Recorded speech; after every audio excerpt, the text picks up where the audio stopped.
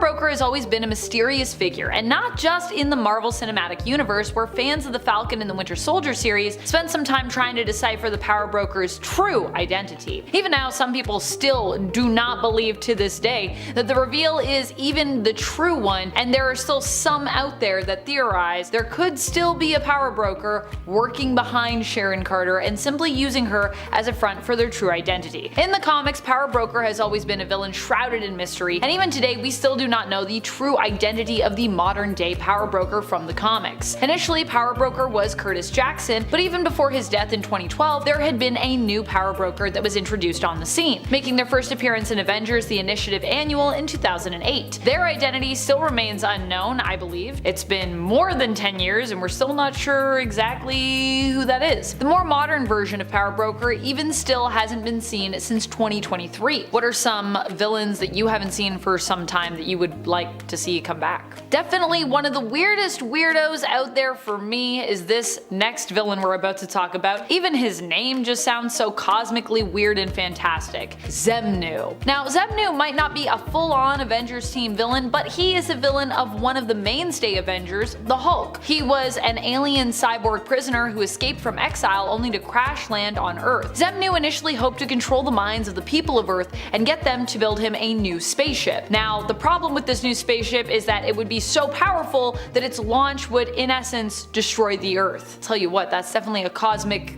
criminal right there. Zenu is a psionic being who can hypnotize his victims and control their minds. He can also use hosts to heal himself, in essence transforming their body into his until there is simply nothing resembling them or their mind left. Even stranger, Zenu was technically the first character to be known as the Hulk before the creation of the Bruce Banner turned Green Giant version of that character. While Zenu was recently brought back during the often praised Immortal Hulk run, since he was dealt with there, he has only made a few more appearances. And mysteriously too, since during Immortal Hulk I believe he was permanently defeated there. We haven't seen Zenu since his brief appearance though in the Infinity comic X-Men Unlimited, which can exclusively be read digitally on the Marvel Unlimited app. Zenu anyways last appeared there in 2022. Honestly, one of the deeper cuts on our list is this next one, Space Phantom, or Space Phantoms sometimes. Initially believed to be the name of the character, we would later learn through various retcons that Space Phantom was more of a title or like a label than a true individual character name. Space Phantom is known for being a sower of chaos. Initially in the comics, Space Phantom made their first appearance in Avengers issue number 2, where they attempted to invade Earth by nullifying the Avengers team, shapeshifting into various characters in order to sow discord between the Avengers. Space Phantom initially claimed to be from space and claimed they were just kind of scouting ahead to get ready for an alien invasion that was behind them. And while this at some point might have been true, it's now believed that Space Phantoms actually hail from temporal limbo. Not Magic's limbo, but instead Immortus's realm, which exists outside of time. But while in limbo, they were basically warped during their stay there. They have also been used as agents of Immortus, the Kang variant, in the past as such. The Red Ghost started out as a Fantastic Four villain. He is a Russian communist who was known for his mad science. He studied and sought to recreate the mutating effects of the cosmic rays, which were responsible for giving the Fantastic Four their powers, of course. Ivan Kragoff built a ceramic ship that went up into space with a team of apes. He and his apes gained powers. Ivan himself gained the power to appear intangible, hence his name as the Red Ghost, and he became a leader of these super apes. Later on, he would team up with the Mole Man and end up fighting against the Avengers while they attempted to rescue their kidnapped teammate Giant Man from Mole Man's clutches. He was also thwarted by the Avengers later on when he attempted to rob a bank with his team of super apes. Red Ghost also made his most recent appearance in an Avengers comic, I believe, although not the main title, not the main Avengers team. Instead, he appeared back in 2021 in Savage Avengers written by Jerry Dugan. Baron Zemo is one of my favorite villains when it comes to any and all that he opposes, but I think I especially love him as an Avengers villain, to be honest with you. Zemo, while certainly dangerous on his own, is also well known for leading his own popular villain group, the Masters of Evil. Not only is this group formidable as rivals to the Avengers, but they also at one point attempted to defeat the Avengers by, get this, replacing them. Yeah, this was when Baron Zemo came up with the plan to basically disguise the team of villains and rebrand them as a hero group, attempting to beat the Avengers at literally their own game. Enter the Thunderbolts. The initial Thunderbolts team, that is. It wouldn't be revealed until after this team had made a name for themselves both in canon and in comics who they truly were, and it was quite the impressive twist. When it comes to Zemo's recent appearances, he hasn't really been around much lately. We haven't seen him in the comics since he was most relevant as well in the MCU in Falcon and the Winter Soldier. He last appeared in the Falcon and the Winter Soldier miniseries in the comics, which came out, like I said, around the time of the Disney Plus streaming series, so kind of in line with that. And Zemo was also of course featured in the Disney Plus series. We haven't seen him in the MCU or in the comics I believe since then really, although some folks are likely still hopeful in regards to the MCU version of Zemo that he'll be making some kind of appearance in Thunderbolts, I'm sure, but I'm still not sure if that's gonna happen. Annihilus is a weird but iconic villain. He hails from the Negative Zone and is also insectoid in his appearance. Annihilus basically has a cosmic magic wand that we know as the Cosmic Control Rod that he uses in his attempt to take over the Negative Zone. In more recent appearances, however, Annihilus chose to wear this rod as a sort of protective accessory, using it to protect himself against naturally occurring dangers such as aging, heat, and cold, in addition to gaining the ability to fly through space. He also initially became a villain of the Fantastic Four because they borrowed his cosmic rod to help treat the Invisible Woman during her pregnancy, which of course bothered Annihilus greatly, even though to be fair, they did actually return it. So while Annihilation is probably one of the most well-known events and stories involving Annihilus, he has actually been seen since then being used by Jonathan Hickman in his Avengers run, and also being used to fight against the Cancerverse in Annihilation Scourge. But that was back in 2019, so it's been a while since we've seen him in the spotlight as either a villain or a reluctant ally. It's kind of unfortunate what happened to the Chaos King. He actually seemed like a pretty neat villain in theory. The event that he is primarily known for is the Chaos War. Unfortunately, Chaos War took place right before the epic Fear Itself event in terms of Marvel's chronological print history, and of course became overshadowed by that. Ultimately, it also felt less planned out, I would say. The Chaos King, also known as Amatsu Mikaboshi, is a cosmic entity and basically Japanese god who met his end during the events of Chaos War, where he was defeated. During Chaos War, the Chaos King used his power to reverse life and death, meaning the dead heroes came back to life while those who had been alive were now deceased instead. As a Japanese kami, he has godlike powers, making him insanely durable and strong while also having supernatural abilities as well. The Chaos King's powers were more dark in their origin though when it came to their magic type. As cool of a character as the Chaos King was, however, we haven't really seen him since the primary event he was featured in, Chaos War. Honestly, I'd be down to see him come back. It's been like a really long time. You can make him a mastermind of something and people probably wouldn't even be expecting to see him because it's been so long. The Triune Understanding was an organization led by Jonathan Tremont. It was originally believed to be an organization focused on maximizing human potential, although it was later revealed to have, well, more villainous motives, of course. Tremont specifically used this organization and its resources to create a smear campaign to be used against the Avengers, to basically discredit them. He claimed the Avengers were intolerant of various religions and races and just tried to ruin their image completely. He also used his villainous brothers Lord Templar and Pagan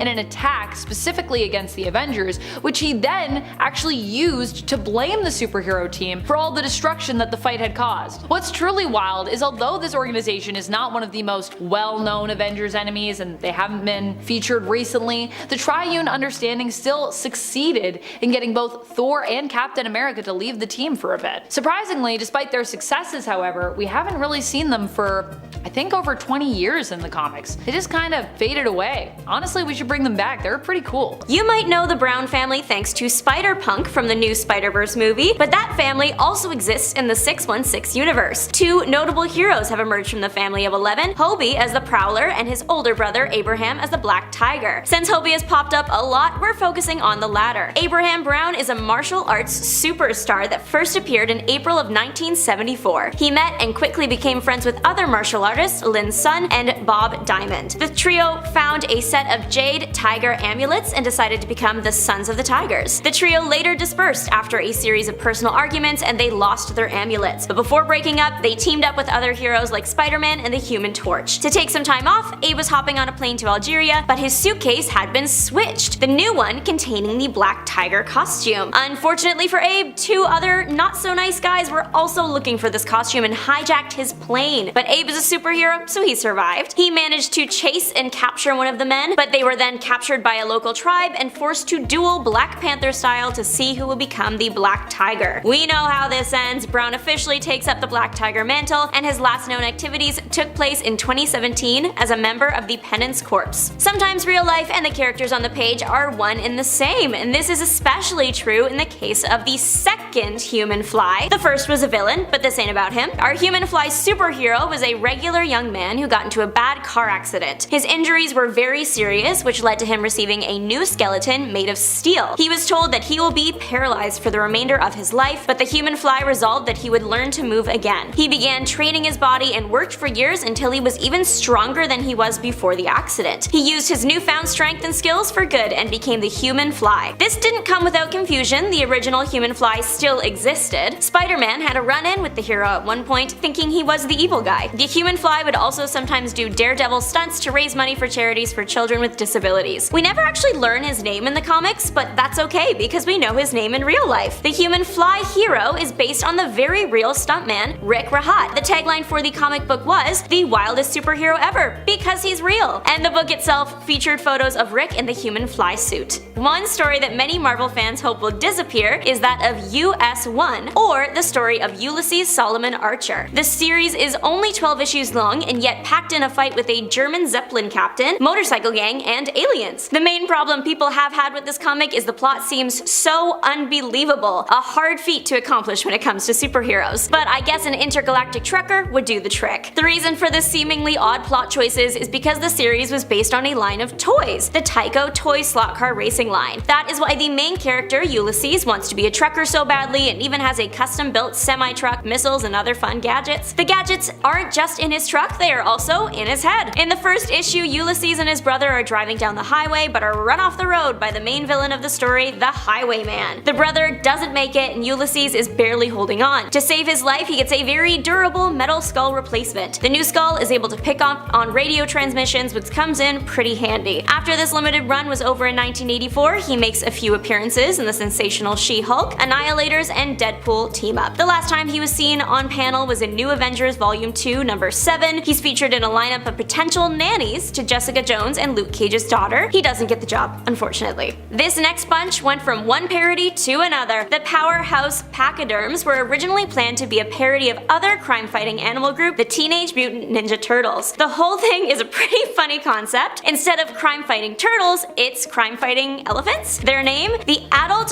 Thermonuclear Samurai Elephant. Iconic. However, not everything went to plan and there were some significant delays, and so Marvel was forced to change the name and said that they were now a parody of the X-Men. Either way, the team of 4 first appeared in Power Pachyderms issue 1 in 1989, and that's it. That's all we ever get. The issue itself is a gem. We learn that the elephants were supercharged when their train car bound for the zoo was unhooked from the train by a monkey, and they happened to jump track to one that leads to a nuclear test zone. Then there's a big explosion, and that exposes the elephants to radiation, turning them into super elephants. They rejoin the circus briefly before heading off on their own, only to come back together to fight Clarinetto, former head of the Brotherhood of Musicians. The super elephants fight and defeat Clarinetto and his band of celebrity ninja impersonators. If it sounds ridiculous, that's because it is. The last panel even tells you to not take it seriously, and the elephants haven't been seen since 1989. The Sles Brothers also kicked off in 1989. What was in the air that year? This 6-issue limited series was specifically designed for adults. John Carnell is responsible for creating this wacky comic. The entire thing is a spin-off from a one-off comic strip created for Doctor Who called Follow That TARDIS. This story follows a pair of brothers who grew up as orphans, but not on the Earth we know. Their Earth is far in the future and looks kind of like if you find steampunk and 80s neon aesthetics and use that to build a city. It's full of pollution and crimes and monsters and aliens and very corrupt and generally unwelcoming. So that's the vibe, and the job the brothers have picked to survive this harsh landscape is private investigator. They are good at what they do, getting the right results, even if they don't always use the most morally sound methods. The comic itself wasn't received well, and the first issue didn't sell well. The brothers were seen in the totally stonking, surprisingly educational, and utterly mind-boggling comic relief comic, and then the backup story in Image Comics' Elephant Men issue 16. And then they haven't been seen since. Today, there are no nerds and jocks. Set aside your differences because Stan Lee said so. In 2011, Marvel partnered with the NHL of all things to create superheroes for every team. The project was called the Guardian 30 Project, and for the most part, a team's hero would be an elevated version of their mascot. The Panthers is a panther, you get it. All 30 heroes were featured in the 2011 All-Stars game, which for anyone who doesn't know, like me until last year, the All-Stars game brings together all the best players from all the hockey teams across the league. 2011's special presentation even involved a cameo from Stan Lee and a laser show. These things weren't meant to just be pictures. A CGI animated short was created to debut the hockey heroes, and there were even future plans for comics, movies, TV series. They planned for these to tap into the younger audience of hockey fans and become wildly successful, but if that were the case, they wouldn't be on this list. They flopped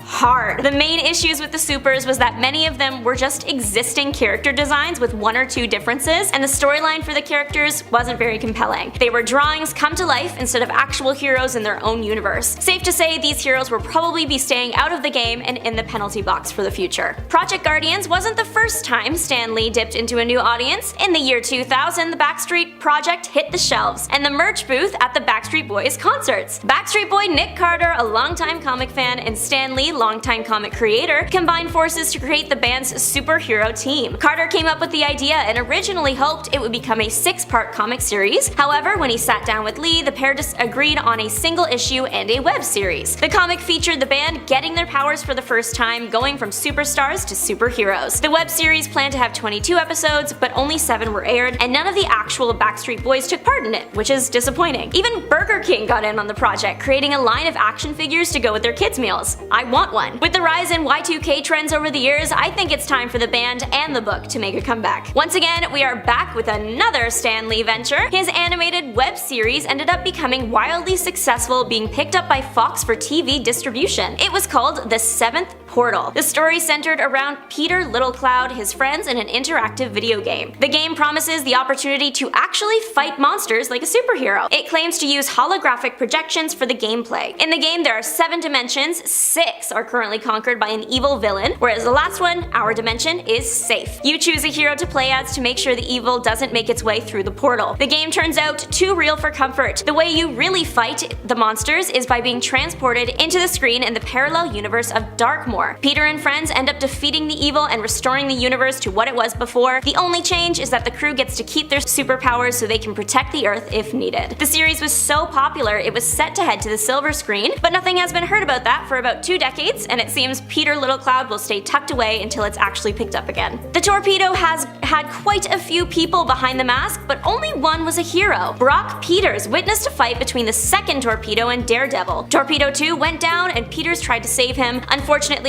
he didn't make it, but was able to get Peters to promise to take up the Torpedo mantle before passing. The new Brock Peters Torpedo was the first to use the mantle for good, frequently teaming up with Daredevil. He retired from the suit once, but real life now paled in comparison to superhero adventures, and he took it back up again to help fight Chameleon. He was around for about 9 years before a battle with the Dire Wraths took him out, so technically he disappeared because he died, which is something that rarely sticks with Marvel, but I think this time it might. At first glance, the hero Sleepwalker looks like a villain, which causes way more problems than you would expect. The MCU judges books by their cover. In reality, Sleepwalker is not just his name, but also his job. The Mindscape is a dimension that is in all sentient things, even you and me, and it has beings in it whose sole purpose is to be evil and make people go insane by invading their mind. The Sleepwalkers prevent this from happening and protect the minds of innocents. One of these Sleepwalker guardians was tricked by a longtime enemy into entering the mind of Rick Sheridan. The villain and hero fought in the dream, but when the villain escaped, our hero found that they couldn't, or at least that was the case for a little while. Pretty soon, it evolved into just remaining on Earth. Eventually, Rick learned of his Sleepwalker buddy, and the two became co-inhabitors of Rick's mind. The Sleepwalker used his time on Earth to fight the evil entities from the Mindscape that materialized. The last time we saw Sleepwalker was in 2018 in Infinity War's Sleepwalker number 4, where he was very busy destroying nightmares and saving worlds. I hope we see him return. Daisy Johnson, the awesomely powerful S.H.I.E.L.D. agent known as Quake,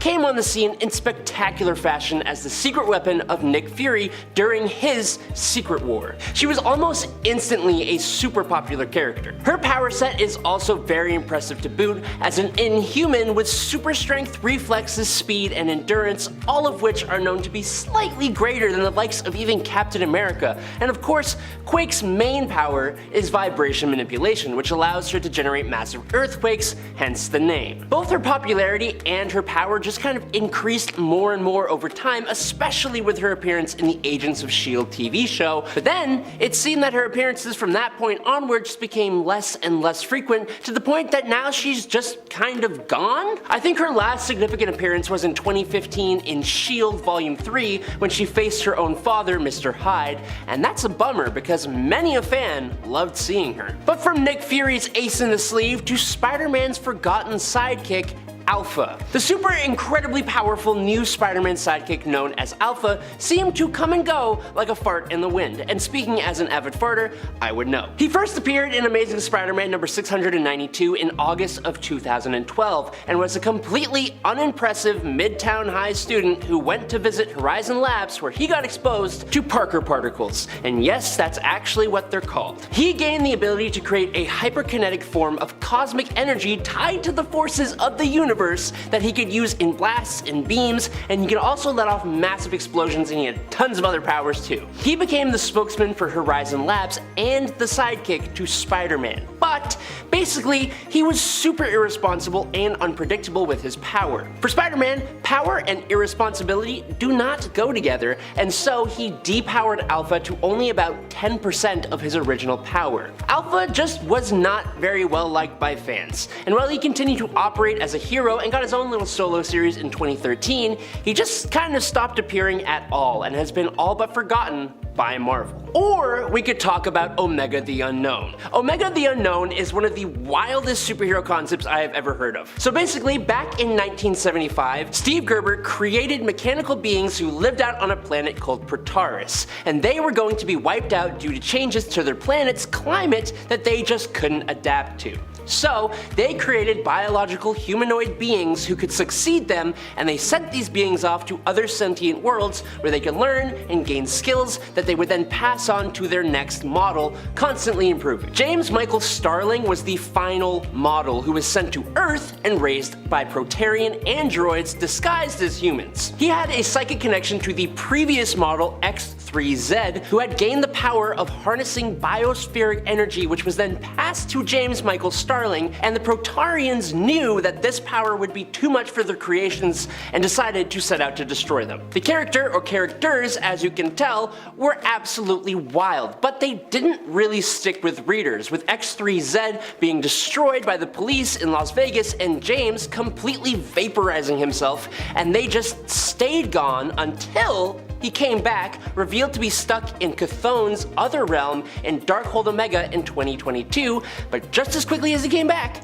he was completely gone again. Or we could even talk about characters as cool as Darkhawk, who still get forgotten about. Darkhawk is one of the most frustrating characters that Marvel has, because honestly, he is so cool, but Marvel has no idea what to do with him. Christopher Powell was the son of a cop and a district attorney when he witnessed his father taking a bribe from a mob boss, and he stumbled upon an amulet that gave him the ability to transfer his consciousness to the Darkhawk armor. It was an ancient Shi'ar magical armor, and it was very cool, and it gave Chris quite the set of abilities. Obviously he had the classic superhuman strength, speed, durability, agility, and reflexes, but the armor allowed for armament conjuration from the extra-dimensional expanse and basically had untapped potential. When he first started out, he was a street-level hero, but over time, he got a huge power boost and stood shoulder to shoulder with the other big cosmic superheroes out in space. But then, they just didn't really know where to go from there. Connor Young became a new version of Darkhawk with an advanced suit of armor that returned the character back to his street roots, but he didn't really hit with fans. The original Christopher Powell character got left with a ton of unanswered questions and showed up last in 2019's Annihilation Scourge, and Connor Young was leading Volume 2 of Darkhawk, which just seemed to vanish, I guess. Just kinda stopped. But does anyone here remember Ultra Girl? First appearing in Ultra Girl #1 from the mid-90s, you'd think that Susanna Sherman's origins and childhood would have been explained in her own solo series, but no, that is not the case for Ultra Girl. Her mutant abilities manifested when a Sentinel identified her, but she wasn't just a mutant. Susanna was actually a half Kree mutant, and her real Kree name was, get this, Susanna. It's just Susanna, but with a T at the beginning. We don't know if she was born on Earth or was brought here, but we do know that she was raised on Earth by a group of pink Kree, and they had this whole prophecy that she was going to be the ultimate unifier, eventually restoring glory to the Kree Empire by defeating both the Shi'ar and the blue-skinned Kree. She had awesome strength, enhanced vision, a healing factor, and the ability to fly, and she used those abilities as a member of the Initiative. She even eventually struck up a friendship with Carol Danvers, being specifically chosen by her to become the new Miss Marvel, which you would think would be kind of a huge deal. Well, during Dark Reign, Norman Osborn acquired the rights to that title and the costume, and he gave it to Moonstone instead to become Miss Marvel on his Dark Avengers team, and Ultra Girl just kinda had to deal with it. She went on to appear as an applicant to babysit Luke Cage and Jessica Jones' daughter. She showed up at Avengers Academy prom night, formed up with the Initiative again during Fear itself, fought against an evil version of the Young Avengers, and hasn't been seen in any meaningful way since 2014. Now, bear with me here for this next point because it's Adam Warlock. This is gonna be strange to say, but in a world of superheroes and like godly beings, Adam Warlock is like a myth or a legend. He shows up for some humongous cosmic events, but then just as he appears, he disappears again. First appearing in 1967 in Fantastic Four number 66, Adam Warlock was created by the Enclave, who were experimenting to create a perfect human specimen. This made him super strong, durable, fast, and able to store and use huge amounts of cosmic energy to make him fly, release blasts, and all kinds of things, including cocooning himself to help him heal and regenerate. Now, every time he cocoons and regenerates, he actually comes out more powerful than what he went in with and evolves new powers. He's able to use quantum magic, which lets him teleport, make force fields, move at the speed of light, create wormholes, resurrect himself and others. He has cosmic awareness, and he can manipulate, remove, and judge the souls of other people. This guy is basically like a big old Deus Ex Machina,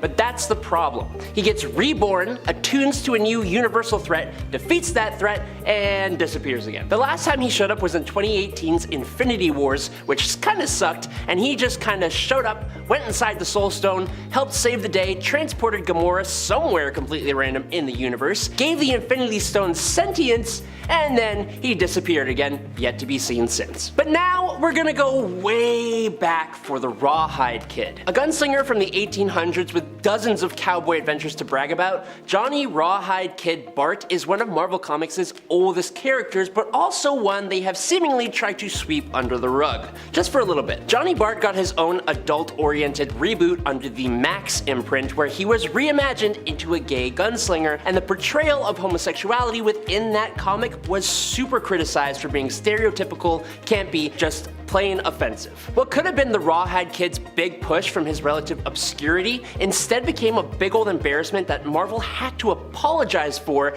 and they subsequently buried the Rawhide Kid. He's had some moments working with the Avengers and the West Coast Avengers, but otherwise has pretty much been relegated to background cameos. Now, similar to the Rawhide Kid, the Masked Raider is another one of the oldest cowboy heroes in comics, debuting at a time when cowboys were the dominant trend. But because that was literally just the trend of the time, the Masked Raider was quickly lost to time, just like a lot of the other cowboy heroes, the Rawhide Kid included. They revived him in their 1000th issue in 2019, but completely reimagined the Masked Raider as a multiversal legacy, meaning the title was to be passed on to different people. Now, this huge change to the Masked Raider's backstory and purpose got people pretty excited for what was to come. Marvel even had the Masked Raider's new inheritor teased through cameos and guest appearances with the character in possession of the Eternity Mask, and then just as he was revealed to be some guy named Dr. Carlo Zoda, Marvel buried the whole thing in a really hard to follow time loop in Defenders Volume 6 at the start of 2022,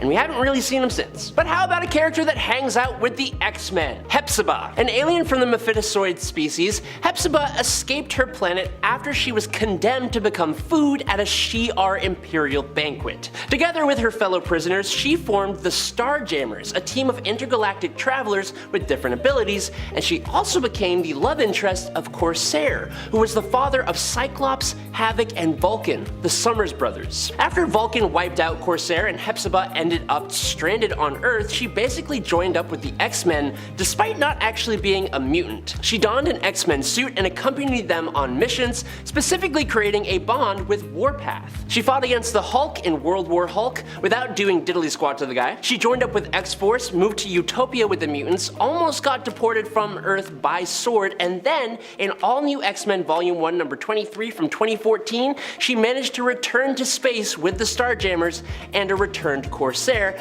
and that is basically as far as it goes. We have not seen her in any significant way since then. And now for this point, Griffin Gogal was just an ordinary plumber with a smoking habit doing his ordinary job when an elderly psychologist couldn't afford to pay the plumbing bill. So instead, this psychologist offered to cure Griffin's smoking habit through hypnosis. Well, what do you know? This psychologist was actually an alien, and the hypnosis had the added benefit of unlocking Griffin's superhuman abilities, which are basically just the same abilities as Superman and the ability to perform any skill at an ultra level. Captain Ultra basically became a joke character. With his new powers, he went out to try and find a new purpose, applying to be a part of a bunch of different teams, both heroic and villainous. Teams like the Frightful Four, who rejected him for his fear of fire, the Defenders, who accepted him but very, very briefly, the Initiative, who made him babysit other heroes, and the Revengers. It was with the Revengers where he got himself arrested and he ended up in prison, and he moved around to different prisons but hasn't really been seen again since 2016, as far as I can tell. I think the fact that he just never became that popular can be for a handful of reasons. For starts, his absolutely horrible painter's palette of a costume, but then there's his incredibly generic name, and the fact that his powers are just Superman but not as strong, and there are a whole handful of characters with the same kind of thing, but even stronger. Spidey Super Stories are full of villains we never see again. It was a series created in partnership with the children's educational show The Electric Company. The villains can be equally as scary as the ones in the comics, but sometimes they're also a little bit goofy. One goofy guy is the Wall. He is a brick wall. Literally. His backstory is tragic. He was a teen with an after-school construction job. A pile of bricks fell on him and he fused with his body, making him a wall. I feel for him. I've said it before, I'll say it again. One of my top irrational fears is that I will be confused with an object if our atoms line up. Poor guy. He's very mad about his circumstance, valid, and takes his anger out on Spider-Man, who had nothing to do with it. And on Spider-Man's day off too. The battle took place at a baseball game because that's what Spidey was doing on his day off. It's very clear that the Wall survives. Him and Spider-Man get kicked out of the game and are seen chilling on a bench outside. But that's it. He's just gone after. The only other thing I can find about him is his Marvel Strike Force profile posted April 1st, 2021. Hopefully he's out there right now getting de-walled by one of the many geniuses of the Marvel Universe. From the X-Men side of it all, we have Spectra. The poor girl is from an unnamed dimension that was consumed by a world eater. She is the only survivor of the event, but there are also other universes that went through the same thing. She ended up joining a group of other survivors called the Magical Resistance. The Resistance encounters the X-Men, and believing them to be working with the World Eater, attack strike to kill style, forcing the X-Men to escape to different dimensions. When the Resistance meets the X-Men a second time, Spectre uses her lie detecting powers to figure out that they are all on the same side, and she helps the X-Men fight the World Eater. The World Eater is slain, causing a massive burst of energy. Spectra is able to fly into bodies to control them. She did this to Storm in the first battle,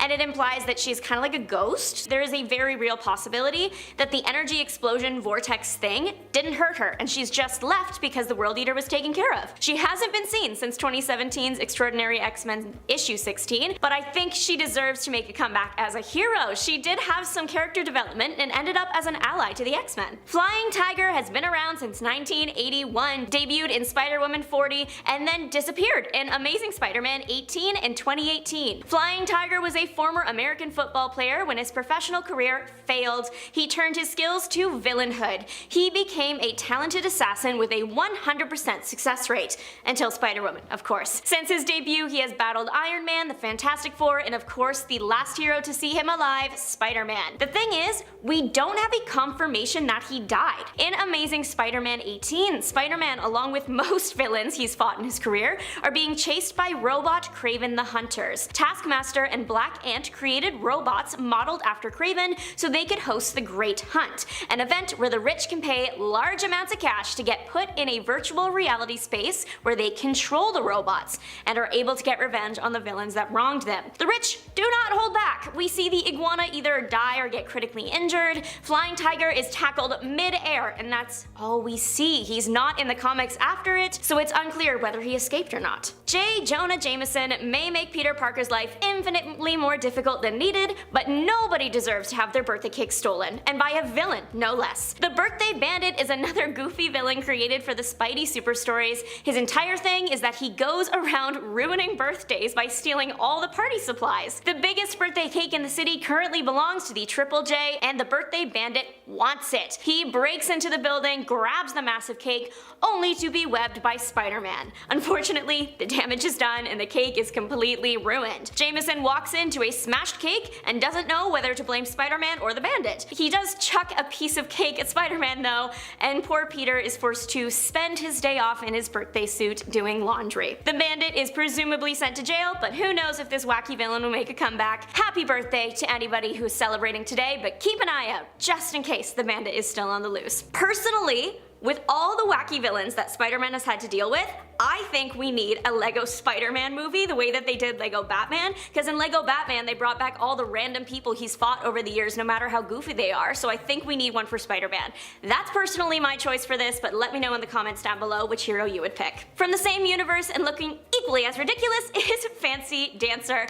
This guy is a bigger deal than the last one, okay? Spider-Man has had to team up with Miss Marvel this time to take him down. Fancy Dancer kidnapped the principal dancer in the ballet and planned to take her back to his studio. He gets found by the two heroes backstage and a fight breaks out. Numerous blows and dance puns are thrown around until Spider-Man takes him out by pushing him in a fountain. The kidnapped dancer is returned to the ballet and Fancy Dancer is never seen again. Former head of the Brotherhood of Evil Musicians hasn't been seen since his debut in the powerful Pachyderms in 1989. Clarinetto is an intelligent man. He has been posing as a music teacher at a music conservatory, but he wasn't teaching people music, he was teaching them to become celebrity impersonator warriors. There is a musical battle of epic proportions that takes place, and it ends with one of the super elephants creating a super blast that takes out the school and presumably everyone in it. We don't see Clarinetto ever again, which could be because he was blown away, but the power elephants were only ever meant to be a one-hit wonder, so we'll never know if Clarinetto made it out. Although he was a fan of the leader of the wrong side of World War II, so I think he can just stay away, that's okay. The Thought Police in George Orwell's 1984 are probably the most famous, but Marvel has also toyed with the idea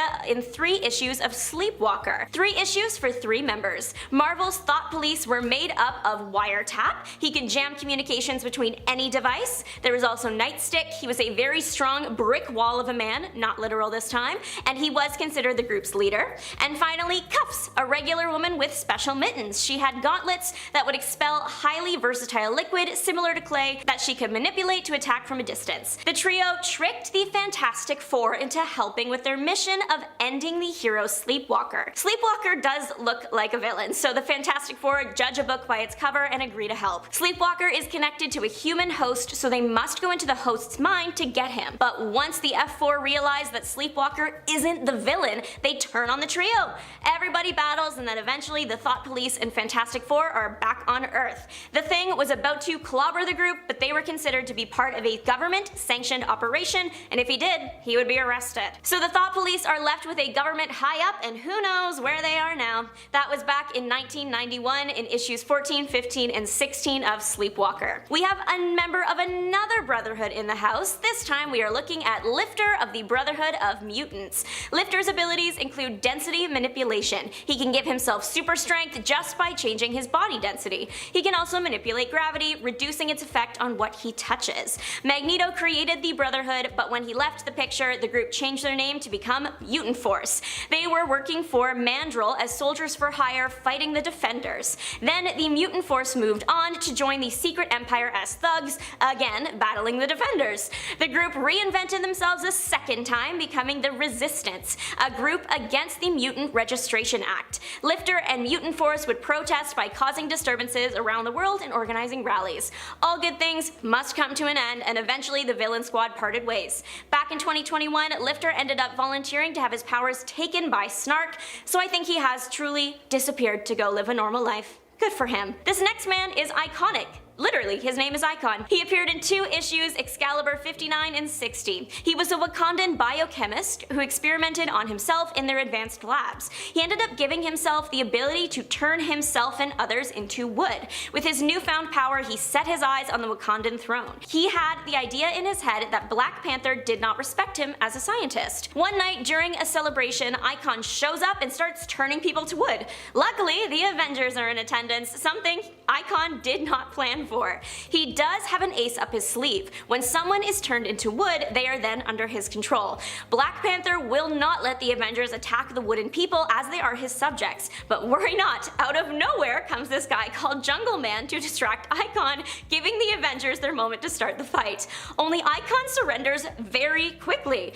See, his whole plan rested on taking the throne quickly through fear, because the turning to wood thing only lasts an hour. The change back makes him pass out and he's carried away by Black Panther. That's all, folks. He was an old man, so maybe natural causes took him out, but he is literally never seen again. Coldart, a villain with a point. Sadly, she hasn't been seen since Avengers Standoff. Coldart has had a tragic life. Her son was caught in the crossfire of a hero and villain's battle and sadly passed away. From that day on, the heartbroken mother has hated heroes because she believes they never get a proper punishment for when they level a city during a fight and innocent lives are lost.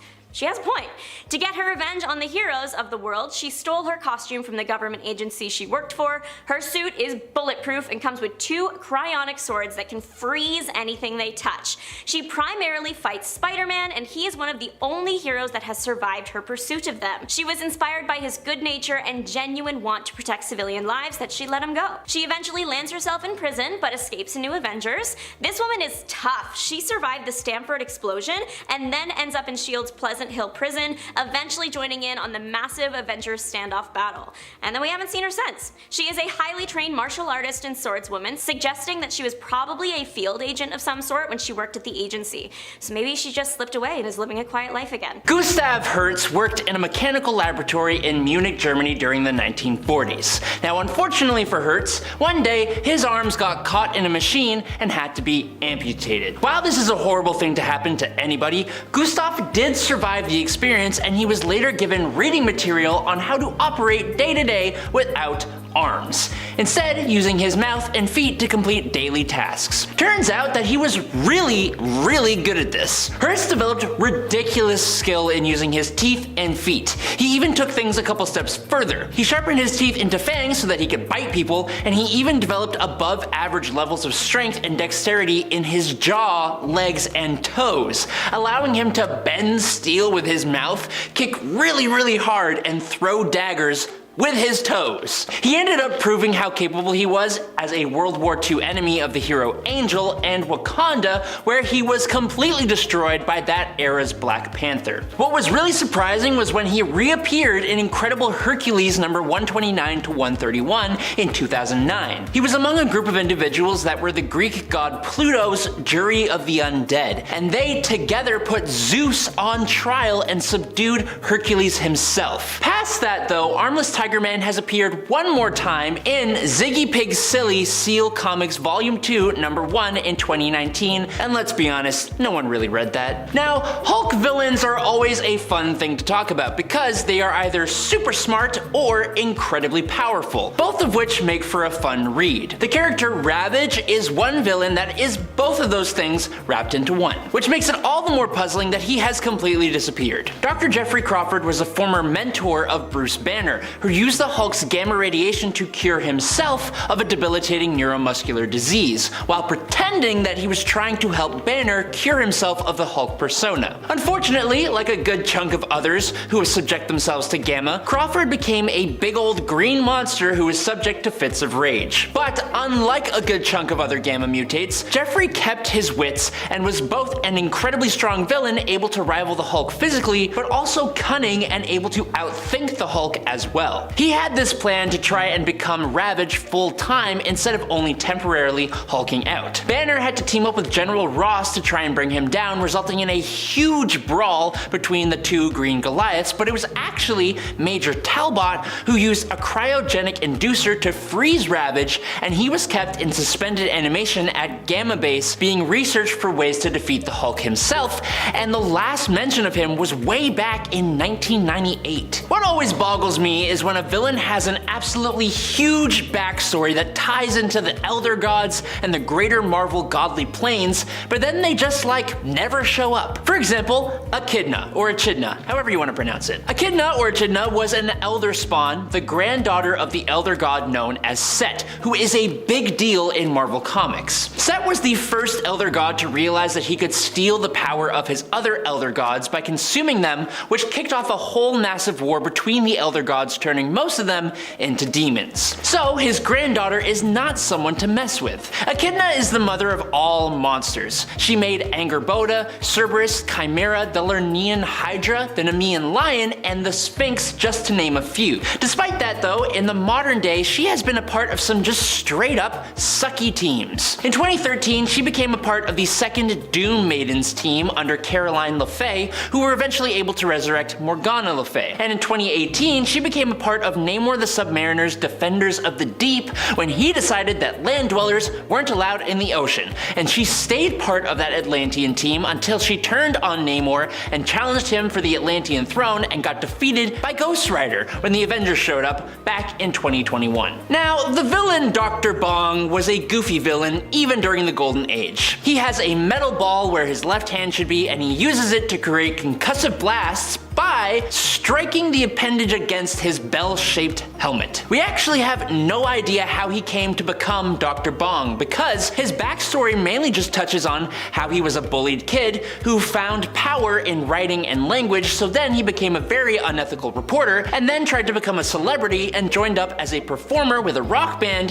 where he would play different characters, and one of those performances got out of hand when his hand got cut off by a guillotine. I wish I was making that up. Now, chronologically, he then appeared in Howard the Duck number 15 in May of 1977 as Dr. Bong with random knowledge of biological engineering and sonics. He faced Howard and eventually She-Hulk, and then in 2010's Deadpool Volume 2, the villain was reimagined just a smidge bit more threateningly as Deadpool's former therapist, and having cloned a team of superheroes, giving his clones regeneration abilities. He then joined a group called the Villains Anonymous, who all had run-ins with Spider-Man, and the last time he was seen was in 2014's Amazing Spider-Man Annual Volume 2, Number 1. Now this next one may be one of the more revolting villains out there, and it only gets worse when you learn that Douglas Carmody, the Bogeyman or Boogeyman, was a villain to the Power Pack, a group of kids. Carmody was in charge of the Carmody Research Labs, where Dr. James Power was working to perfect his antimatter power generator. When the Power Pack gained their abilities from the destruction of the generator, Carmody lost his job and essentially blamed the Power Pack for it all. Classic villain backstory. He then went on to hunt the Power Pack, considering them mutants even though they weren't. He stole a battlesuit from Project Pegasus, and using this suit to try and wipe out the Power Pack, he ended up coming into battle with Asgard's Warriors 3 and the New Mutants. Now in Power Pack number 40, a demon named Nastir, I think is how you pronounce it, invaded New York City, and he turned several people, including Bogeyman or Boogeyman,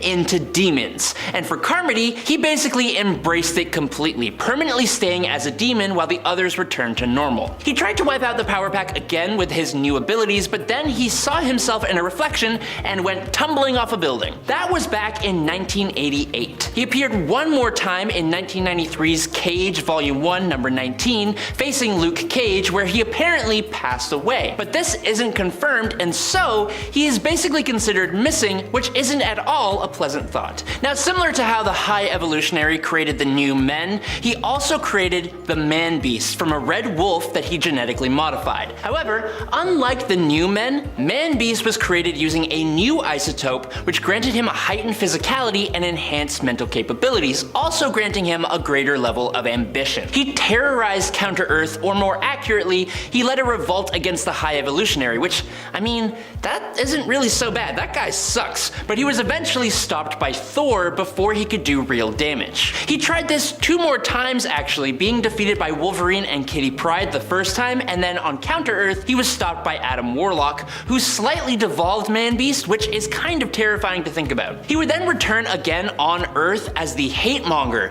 having seemingly re-evolved back into his normal self, but then he was defeated by Spider-Man and he was thought to be actually killed, but nope! He actually tried to stop the High Evolutionary again, infiltrating his Knights of Wundagore in the late 90s. Unfortunately for the Man-Beast, the High Evolutionary and Quicksilver devolved him back into a wolf, but he's returned from that before, so who knows? Next up is the villain known as Belelladonna. Belelladonna was actually a Spider-Man villain, but it's more accurate to call her a villain to another Spidey villain, Roderick Kingsley, aka Hobgoblin. But before that ever happened, Belelladonna was Narda Ravana, a European fashion designer. The problem was that Kingsley was another famous fashion designer, only one that stole from other designers. Kingsley allegedly stole Ravana's designs and marketed them in the United States, stealing her success, and for that, I guess he had to pay. Swearing vengeance, Narda assumed the guise of Belelladonna and put together a small group of henchmen. She used toxic gas as her main tool, creating gas that could dissolve Spider-Man's webs, taking people's lives and having her henchmen dress as the Prowler to distract Spider-Man, all for the end goal of wiping out Kingsley from the face of the earth. The most ironic part of this whole situation though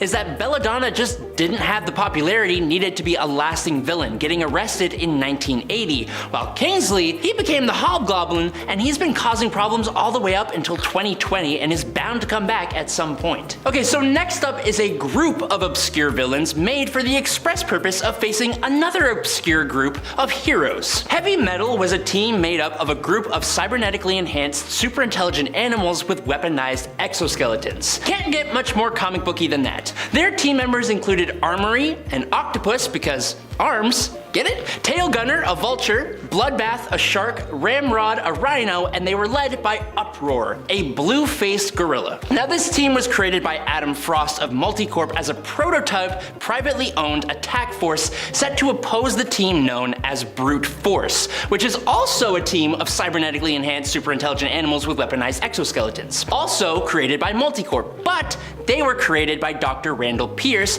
and these guys were good. Except the problem is both of these teams were really just a part of Weapons Plus, the ones who created Captain America and eventually Wolverine, and they are not exactly the best people around. Heavy Metal was around for 4 issues of the Brute Force comic in 1990, and they have never been seen since. Remember back when I talked about Achidna or Achidna, and we talked about the Defenders of the Deep? Well, this team was basically filled with water-based villains that had nothing better to do, and one of them was a guy called Tiger Shark. So get this, Todd Arliss was a swimmer who took part in the Olympic Games.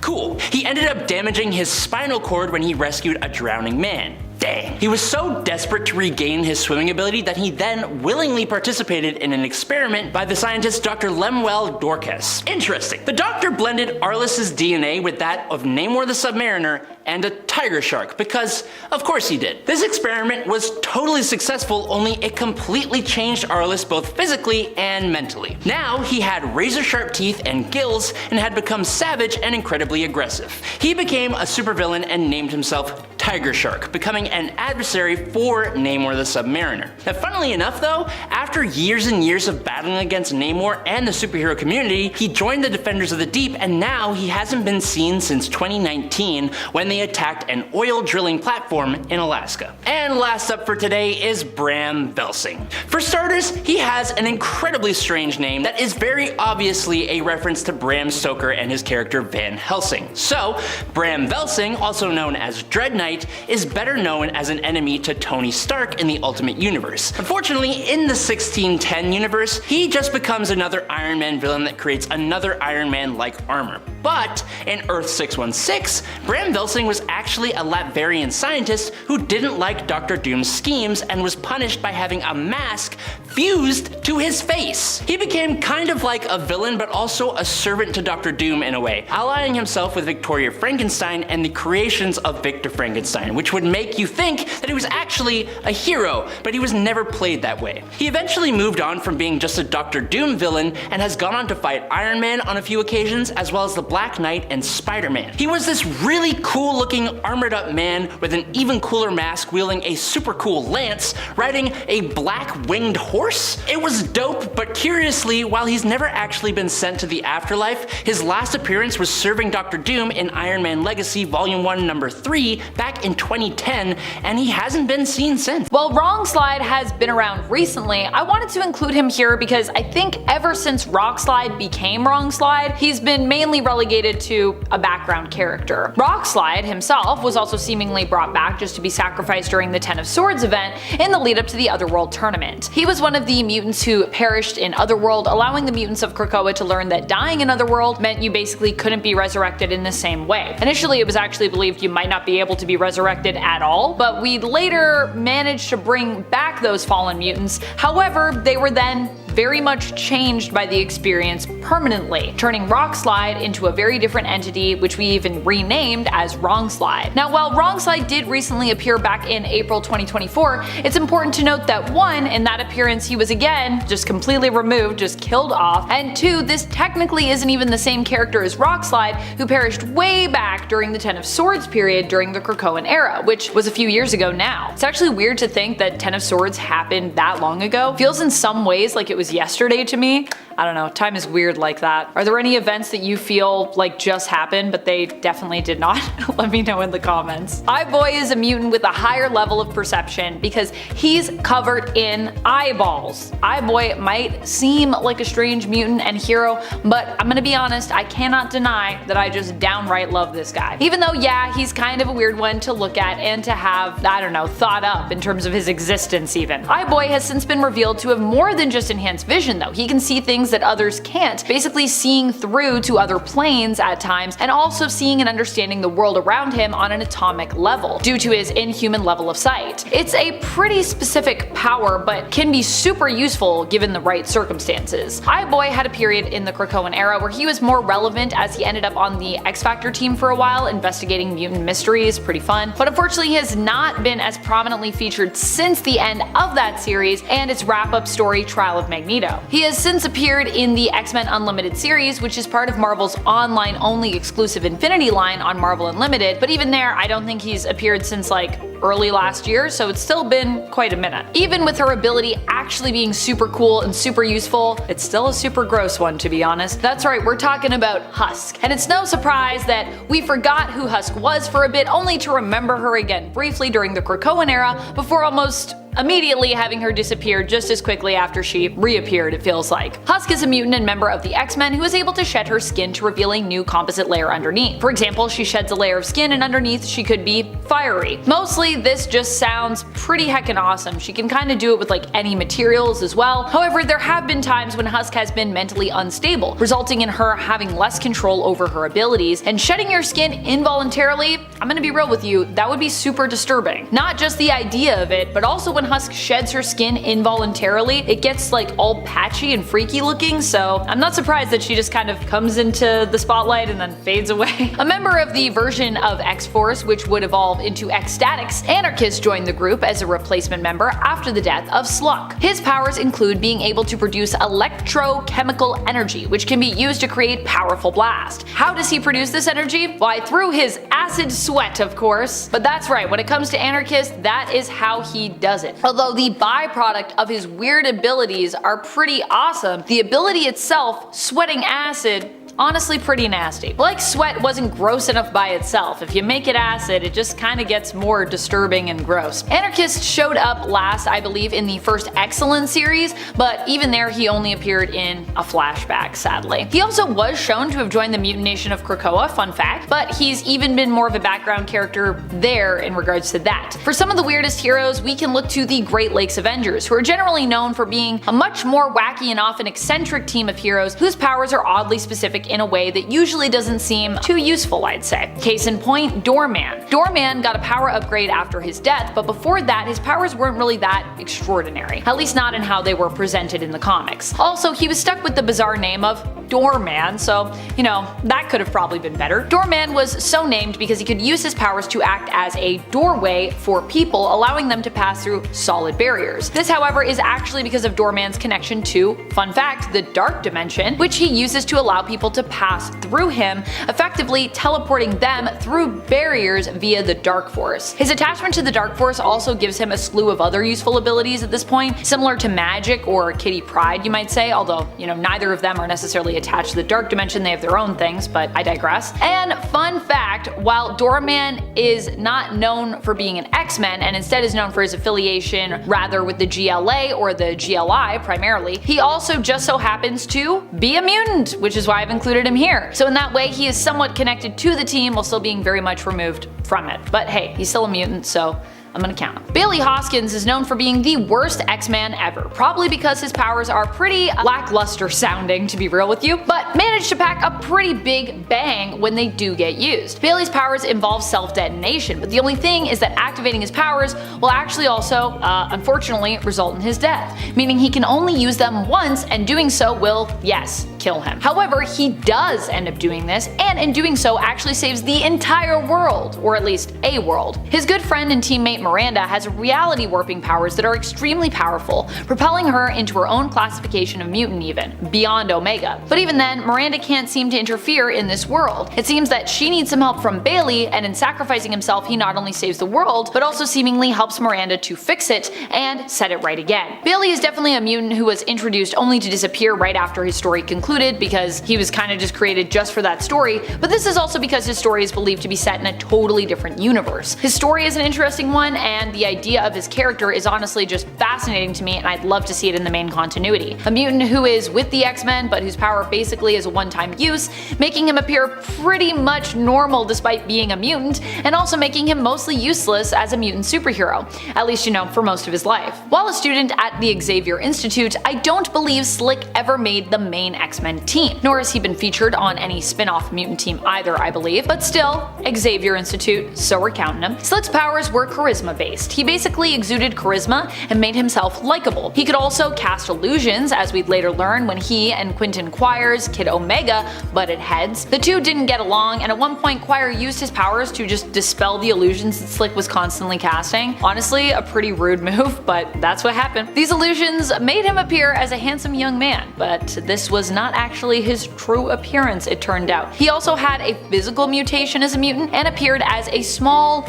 web-footed creature with pointed ears. Kind of impish or goblin looking, if you will. After having his true appearance revealed at the moment when he was working on a song with his girlfriend Tattoo, she broke up with him. I feel bad for Amber. She got one pretty cool story where she is clearly established as a college kid who just wants to live her life, and despite being a mutant, doesn't really let this define who she is or what she's capable of. And then, right after we think, wow, that's really cool, that's a really interesting take on what being a mutant could be like, Amber could be a really cool character to follow along, just even in this like kind of slice of life story with her, or especially if she was pulled into becoming a mutant superhero and had to join the X-Men or something like that. But no, she gets depowered during M-Day, or at least that's what I believe happened to her. I don't think she's ever specifically seen after her adventure with Jono that she appears in during her appearance in his Chamber series. Amber was definitely weird to behold because her default physical mutation made her green and covered her in spikes, but she was also a shapeshifter who typically shapeshifted into a beautiful woman, but only in her dreams, so only when she was really sleeping. She could also control this ability though, I think. I think she just mainly preferred to appear as she was naturally. Kinda like Mystique, but what if Mystique wasn't a baddie and just kinda wanted to like chill and go to college? Honestly, a super interesting story. I wish Amber wasn't just this kind of one-off character, but that's